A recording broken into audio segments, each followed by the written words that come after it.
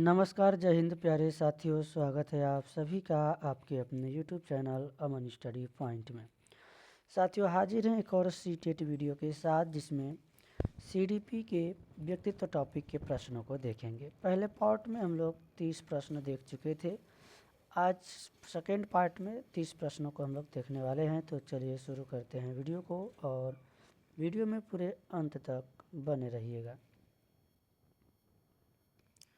तो साथियों, कल हम लोगों ने यह प्रश्न देखा था कि बहिर्मुखी व्यक्तित्व की विशेषता है आशावादी होता है, चिंता मुक्त होता है, अधिक सामाजिक होता है, यानी उपरोक्त सभी गुणों से संपन्न होता है। तो कल हम लोगों ने ये आंसर लगाया था।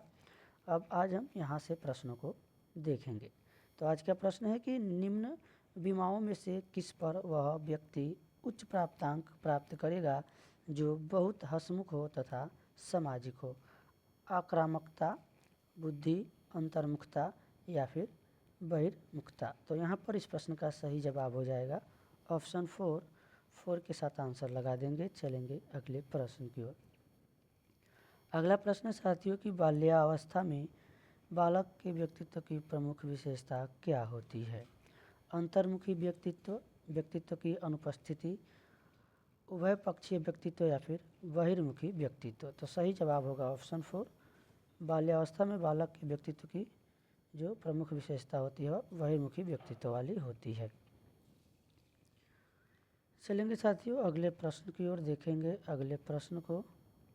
अगला प्रश्न आपका ये रहा, अत्यधिक वाचाल, प्रसन्नचित्त करने वाले तथा सामाजिक प्रवृत्ति के धनी व्यक्ति का व्यक्तित्व होता है, यानी कैसा होता है? अंतर्मुखी, बहिर्मुखी, संतुलित या फिर इनमें से सभी। तो सही जवाब हो जाएगा हमारा ऑप्शन सेकेंड, बहिर्मुखी। अगला प्रश्न है साथियों की आध्यात्मिक प्रवृत्ति एवं साहित्यिक रुचि वाला व्यक्तित्व होता है मेसोमार्फिक, अंतर्मुखी, बहिर्मुखी या फिर उभयमुखी। तो सही जवाब साथियों आपका हो जाएगा अंतर्मुखी। सेकेंड के साथ आंसर लगाएंगे। चलेंगे अगले प्रश्न की ओर। अगला प्रश्न आपका यह है साथियों कि अंतर्मुखी व्यक्तित्व वाले व्यक्तित्व किस में रुचि रखते हैं? स्वयं में, अपने परिवार एवं मित्रों में, अन्य सभी में या फिर समाज? तो जो अंतर्मुखी होगा, जो किसी से कुछ ज़्यादा बातचीत नहीं करेगा, तो किस में रुचि लेगा? स्वयं में। ऑप्शन फर्स्ट के साथ आंसर जाएगा। चलेंगे अगले प्रश्न की ओर। अगला प्रश्न कि बहिर्मुखी विद्यार्थी अंतर्मुखी विद्यार्थी से किस विशेषता के आधार पर भिन्न होता है? मजबूत भावनाएं, पसंदगी एवं नापसंदगी। बहिर्मुखी विद्यार्थी पूछा गया है। तो साथियों यहाँ पर आप ध्यान दीजिएगा, मजबूत भावनाएं होती है, पसंदगी एवं नापसंदगी। मन ही मन परेशान होने, देखिए मन ही मन ये अंतर्मुखी की विशेषता होती है। अपने बौद्धिक कार्यों में डूबा रहता है, बोलने की अपेक्षा लिखने में बेहतर। तो देखिए बोलने की अपेक्षा बोला गया है, तो जो बहिर्मुखी होगा वो बोलेगा भी। तो सही जवाब हमारा ऑप्शन फर्स्ट हो जाएगा। चलेंगे अगले प्रश्न की ओर। कौन सी व्यक्तित्व अध्ययन की प्रक्षेपण विधि नहीं है, ये पूछा गया है। रोर्सा टेस्ट, TAT, मनोभिनय या फिर समाज मिति। तो यहाँ पर साथियों हमारा सही जवाब हो जाएगा ऑप्शन 4, समाज मिति। 4 के साथ आंसर लगाएंगे। चलेंगे अगले प्रश्न की ओर। व्यक्तित्व का मनोविश्लेषणवादी विचार किसने दिया है, ये पूछा गया है। तो मनोविश्लेषणवादी विचार दिया गया है फ्रायड के द्वारा। ऑप्शन फर्स्ट इसका सही जवाब हो जाएगा। और साथियों आप सभी को बता दें कि चैनल पर previous year question paper, EVS, CDP और हिंदी के उपलब्ध हैं। आप लोग जाकर उन वीडियो को एक बार देख लीजिएगा, वह आपका प्रैक्टिस के तौर पर बहुत ही आपके लिए उपयोगी सिद्ध होगा। तो अभी तक आपने नहीं देखा है तो एक बार जाकर जरूर देख लीजिएगा परीक्षा से पहले। किसी बच्चे का व्यक्तित्व वंशानुक्रम और वातावरण का क्या होता है? योगात्मक प्रतिरूप, गुणात्मक प्रतिरूप, ऋणात्मक प्रतिरूप या फिर धनात्मक प्रतिरूप। तो सही जवाब हो जाएगा गुणात्मक प्रतिरूप। सेकेंड के साथ आंसर लगाएंगे। चलेंगे अगले प्रश्न की ओर। अगला प्रश्न है कि किसके अनुसार आज हमारा यह विचार है कि व्यक्तिगत विभिन्नताओं में संपूर्ण व्यक्तित्व का कोई भी ऐसा पहलू सम्मिलित हो सकता है जिसकी माप की जा सकती है? पियाजे के अनुसार, गाल्टन के अनुसार, स्किनर के अनुसार या फिर पावलोव के अनुसार। तो किसके अनुसार? स्किनर के अनुसार। ऑप्शन जाएगा हमारा थर्ड के साथ। पावलोव ने प्रयोग किस पे किया था? कुत्ते पर। ये आपको याद रखना है। स्किनर ने किस पे प्रयोग किया था? चूहे पर। अगला प्रश्न है कि किसने मानव प्रकृति के आधार पर व्यक्तित्व के दो प्रमुख प्रकार अंतर्मुखी और बहिर्मुखी बताए हैं? तो सही जवाब हो जाएगा आपका ऑप्शन फर्स्ट, जुंग। तो चलेंगे साथियों अगले प्रश्न की ओर, देखेंगे अगले प्रश्न को।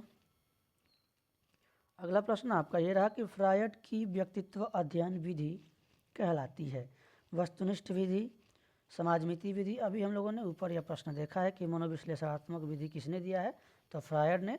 तो ऑप्शन थर्ड के साथ आंसर लगाएंगे। एक ही प्रश्न को आपसे दो तरह से पूछ सकता है, केवल थोड़ा सा उसको ऑप्शन बदल के। प्रक्षेपण विधियों में स्याही धब्बा परीक्षण का निर्माण किसने किया? स्याही धब्बा परीक्षण, कहीं कहीं इसको अंग्रेजी में भी दे दिया जाता है, इंग्लिश में, तो इससे आपको कंफ्यूज नहीं होना है। किसने दिया है? हरमन रोसा ने। CAT TAT जो करके आता है, तो यहाँ पर आपको कंफ्यूज नहीं होना है CAT और TAT। चलेंगे अगले प्रश्न की ओर, देखेंगे अगले प्रश्न को। अगला प्रश्न है कि व्यक्तित्व के प्रासंगिक बोध परीक्षण में कुल 30 कार्ड होते हैं, जिनमें पूछा गया है कि 10 महिलाओं 10 पुरुषों एवं 10 दोनों के लिए होते हैं, 15 महिलाओं के लिए और 15 पुरुषों के लिए होते हैं, सभी 30 महिलाओं एवं पुरुषों दोनों के लिए होते हैं, या फिर 20 बड़ों के लिए 10 बच्चों के लिए होते हैं। तो इसमें साथियों क्या होता है, व्यक्तित्व के प्रासंगिक बोध परीक्षण में कुल 30 कार्ड होते हैं, जिसमें से 10 महिलाओं के लिए होते हैं, 10 पुरुषों के लिए और 10 दोनों के लिए होते हैं। तो ऑप्शन फर्स्ट आपका यहाँ पर सही जवाब हो जाएगा। चलेंगे अगले प्रश्न की ओर। व्यक्तित्व मापन की किस विधि में किसी समूह के व्यक्तियों में से पहली पसंद का व्यक्ति चुनने के लिए कहा जाता है? रेटिंग स्केल, प्रश्नावली, निरीक्षण विधि या फिर समाजमिति? तो साथियों यहाँ पर सही जवाब हो जाएगा ऑप्शन 4, समाजमिति। अगला प्रश्न है कि रोरसा स्याही धब्बा परीक्षण में कितने कार्ड होते हैं? अब यहाँ पर रोरसा स्याही पूछा गया है धब्बा परीक्षण, तो यहाँ पर हमारा साथियों सही जवाब हो जाएगा 10, यानी ऑप्शन 4 के साथ आंसर लगाएंगे। अगला प्रश्न आपका यह है साथियों कि प्रासंगिक अंतर्बोध परीक्षण का निर्माण किसने किया? तो ये मॉर्गन व मुरे ने। ऑप्शन फर्स्ट इस प्रश्न का सही जवाब हो जाएगा। मॉर्गन व मुरे के साथ आंसर लगा देंगे। चलेंगे अगले प्रश्न की ओर। निम्नलिखित में से कौन सी बाल विकास की अवस्था प्रतिद्वंदात्मक समाजीकरण का काल माना जाता है? बाल्यावस्था, शैशवावस्था, प्रौढ़ावस्था या फिर किशोरावस्था? तो कौन सी बाल विकास की अवस्था प्रतिद्वंदात्मक, तो जिसको बाल्यावस्था को माना जाता है? ऑप्शन फर्स्ट यहाँ पर सही जवाब हो जाएगा। चलेंगे अगले प्रश्न की ओर। अगला प्रश्न है साथियों कि व्यक्तित्व के किस पहलू का संबंध मानव की क्रियाओं से है? सामाजिक पहलू, कारण संबंधी पहलू, क्रियात्मक पहलू या फिर इनमें से कोई नहीं? तो यहाँ पर सही जवाब हो जाएगा ऑप्शन थर्ड, क्रियात्मक पहलू। यहाँ पर थर्ड के साथ आंसर लगा देंगे। चलेंगे अगले प्रश्न की ओर। किस मनोवैज्ञानिक ने व्यक्तित्व को व्यक्ति के संगठित व्यवहार का संपूर्ण चित्र माना है? तो डेसिल, गुड या फिर गिलफोर्ड या ड्रेवर? तो ऑप्शन फर्स्ट आपका डेसिल सही जवाब हो जाएगा। चलेंगे अगले प्रश्न की ओर। अगला प्रश्न है कि व्यक्तित्व व्यक्ति में निहित मनोशारीरिक प्रणालियों का गतिशील संगठन है, जो उसके वातावरण के साथ अद्वितीय समायोजन को निर्धारित करता है। यह परिभाषा किस मनोवैज्ञानिक ने दी है? आल्पोर्ट ने, स्किनर ने, ड्रेवर ने या फिर मोन ने? तो सही जवाब हो जाएगा आल्पोर्ट। फर्स्ट के साथ आंसर लगा देंगे। चलेंगे अगले प्रश्न की ओर। व्यक्तित्व मापन के लिए व्यक्ति की संपूर्ण सूचनाएं प्राप्त करने की विधि कौन सी है, ये पूछा गया है। तो साक्षात्कार विधि, व्यक्ति इतिहास विधि, निरीक्षण विधि या फिर निर्धारण विधि? तो सही जवाब हो जाएगा ऑप्शन सेकेंड, व्यक्ति इतिहास विधि। दार्शनिक और विचारक व्यक्तियों का व्यक्तित्व कैसा होता है? अंतर्मुखी, बहिर्मुखी, उभयमुखी या फिर इनमें से कोई नहीं? तो देखिए दार्शनिक और जो विचारक व्यक्ति होते हैं वो मन में अंतर मन में सोचते हैं, इसलिए अंतर्मुखी हो जाएगा ऑप्शन फर्स्ट। और जो भी नेता होते हैं, पॉलिटिशियन, राजनीति में जो लोग रुचि लेते हैं वो क्या होते हैं, बहिर्मुखी होते हैं। तो अगला प्रश्न देखेंगे, बाल अंतर्बोध परीक्षण को संशोधित करके भारतीय परिस्थितियों के अनुकूल किसने बनाया? तो किसने बनाया? प्रोशंकर ने, उमा चौधरी ने, डॉक्टर आशीर्वादम ने या फिर डॉक्टर जलोटा ने। तो सही जवाब हो जाएगा ऑप्शन सेकेंड, उमा चौधरी ने बाल अंतर्बोध परीक्षण को संशोधित करके भारतीय परिस्थितियों के अनुकूल बनाया। अगला प्रश्न है साथियों आप सभी के स्क्रीन पर कि बाल अंतर्बोध परीक्षण किस आयु वर्ग के लिए विशेष उपयोगी है? 1 से 10 वर्ष, 3 से 11 वर्ष, 2 से 14 वर्ष या फिर 6 से 14 वर्ष। तो सही जवाब हो जाएगा 3 से 11 वर्ष। सेकंड के साथ आंसर लगाएंगे। चलेंगे अगले प्रश्न की ओर।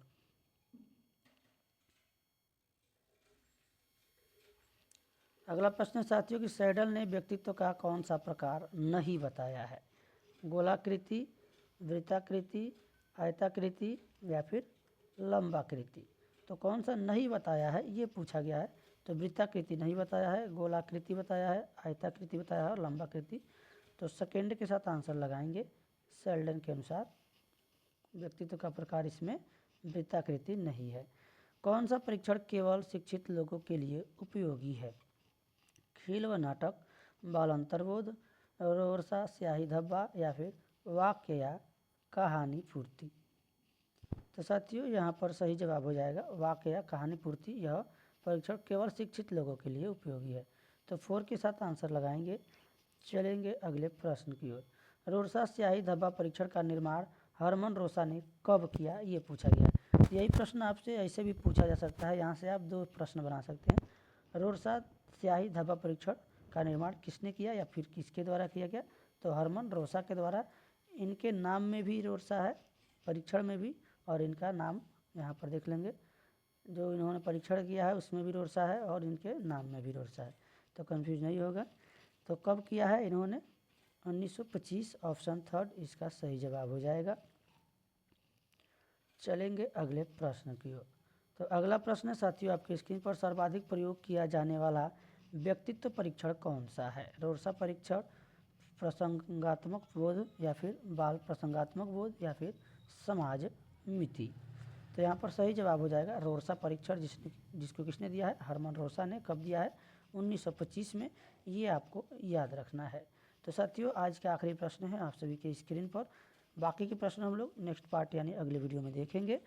क्रेस्मर ने व्यक्तित्व का कौन सा प्रकार नहीं बताया है ये पूछा गया। एस्थेनिक, एथलेटिक, अस्थेंटिक या फिर पिकनिक। तो साथियों सही जवाब हो जाएगा अस्थेंटिक। ऑप्शन थर्ड के साथ आंसर लगाएंगे।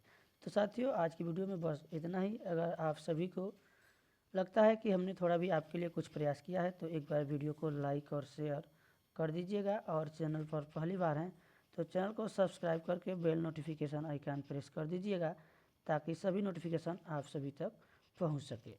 और अभी तक इस चैनल पर यानी इस फैमिली मेम्बर में लगभग 940 प्लस मेंबर यानी परिवार के सदस्य हो चुके हैं। तो इसको आप लोग परिवार को, फैमिली को बढ़ाने का प्रयास कीजिए ताकि इस चैनल का जो फैमिली है, जो हमारी फैमिली है, वो और आगे बढ़ सके। तो चलिए मिलेंगे नेक्स्ट वीडियो में, तब तक के लिए धन्यवाद। जय हिंद।